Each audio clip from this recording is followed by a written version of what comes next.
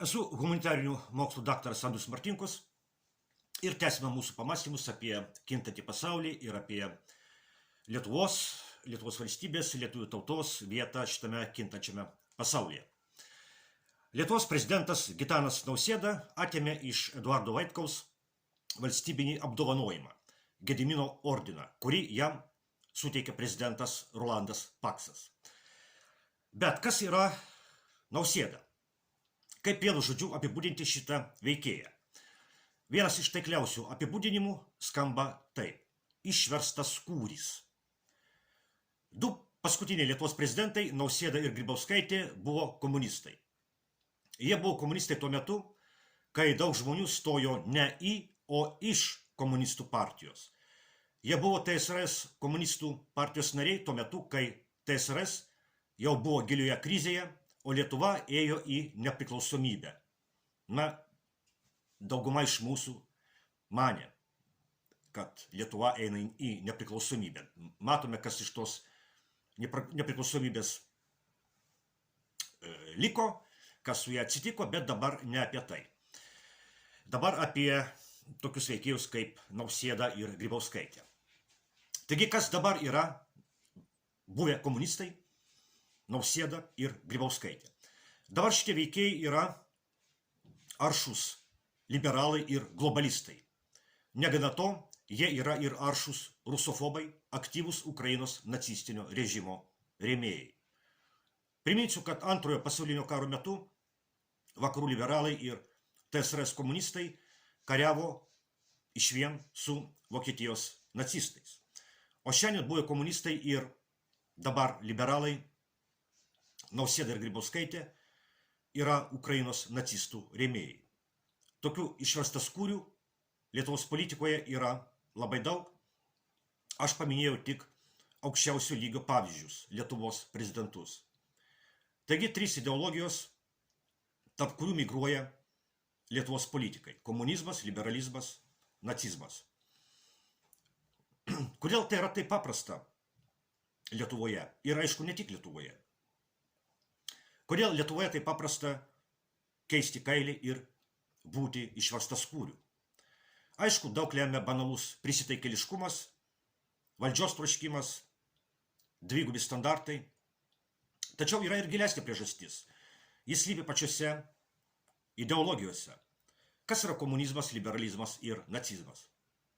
Pirmiausia, tai yra grinai vakarų ideologijos.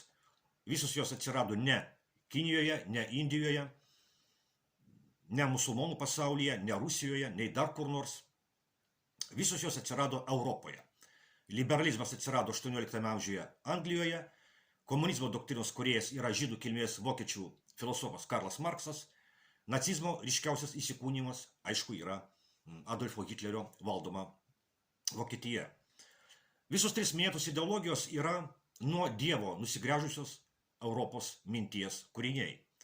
Visose trijose ideologijose į Dievo vietą yra iškeliama kažkokia pamatinė vertybė. Liberalizme tokia vertybė yra laisvė. Lotyniškas žodis libertas ir reiškia laisvę.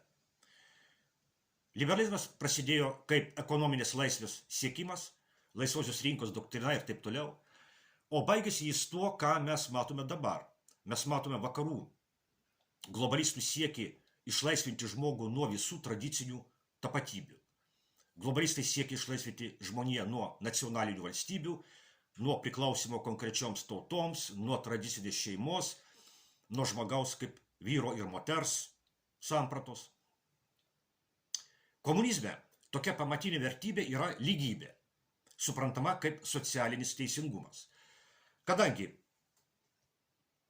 pasak marksizmo kūrėjo Karlo Markso, nėra Dievo, nėra dangaus karalystės, nėra anapusinio teisingumo, socialinis teisingumas turi būti įgyvendintas šiame pasaulyje. Ir tokie veikėjai kaip Grybauskaitė ir Nausėda, tuo metu, kai jie buvo komunistai, reikia manyti, ir siekė šito kilaus tikslo. O Nausėda ir dabar skelbia, kad jo tikslas yra gerovės valstybė. O nacizmas į Dievo vietą iškelia naciją arba tautą. nacistai sakė, kad Dievas yra vokiečių kraujas. Vienas iš nacistų šūkių buvo Vokietija aukščiau visko.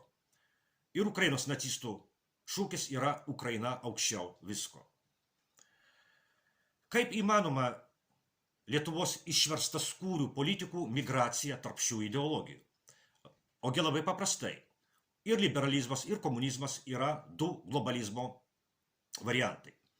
Ir liberalizmas, ir komunizmas yra ideologijos skirtos visam pasauliui. Liberalizmas su jo laisvės siekiu yra dešinioji globalizmo versija, komunizmas su jo socialinio teisingumo siekiu yra kairioji globalizmo versija. Ir atsitiko taip, kad 1991 metais komunizmas pralaimėjo, o liberalizmas laimėjo ir tapo vieninteliu globalizmo pavydalu be jokių konkurentų. Buvusioje komunistinėje erdvėje socialinis teisingumas buvo išmestas į šiukšlyną ir prasidėjo liberalių globalistų vadovaujamas išlaisvinimo procesas. Vienas iš šio išlaisvinimo proceso rezultatų yra tai, kad Lietuva per 35 vadinamosios nepriklausomybės metus buvo išlaisvinta nuo 1 milijono žmonių. Buvę globalistai komunistai, Grybauskaitė ir Nausėda, taip ir liko globalistais. Tik komunistinį kailį jie pakeitė į liberalistinį kailį.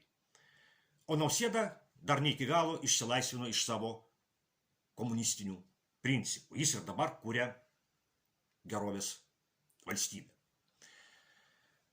O kaip paaiškinti tai, kad vakarų liberalai globalistai palaiko Ukrainos nacistus?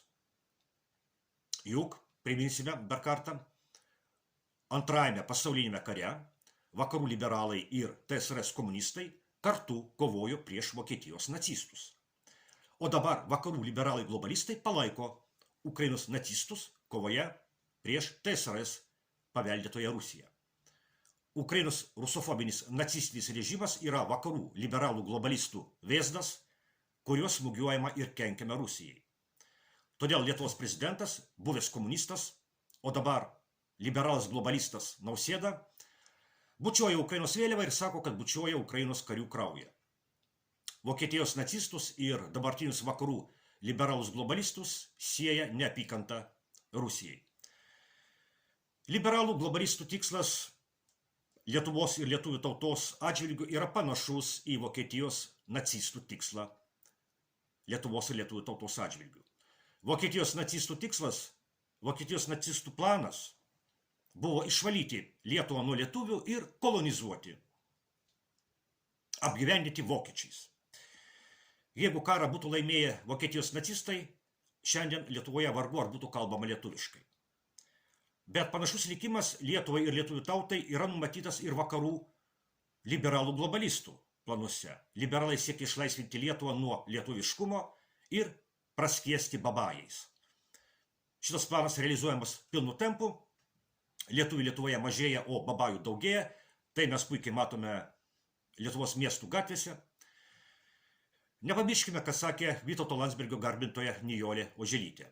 Jis sakė, kad po 100 metų Lietuva išnyks ir anot jos tai bus gerai.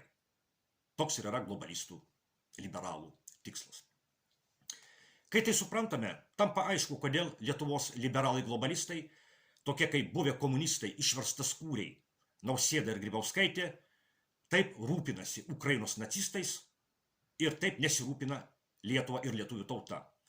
Nes jų veiklos tikslas yra ne Lietuvos ir lietuvių tautos gerovė, šitų išverstaskūrių ir parsidavėlių veiklos tikslas yra kenkimas Rusijai. Šitie išverstaskūriai ir parsidavėliai nori ne Lietuvos klestėjimo, o Rusijos sunaikinimo. Ir jeigu kovoje su Rusija žus pati Lietuva, šitų išverstaskūrių požiūrių nieko baisaus neatsitiks. Tokia dėja yra liūdna realybė, kurioje mes gyvename.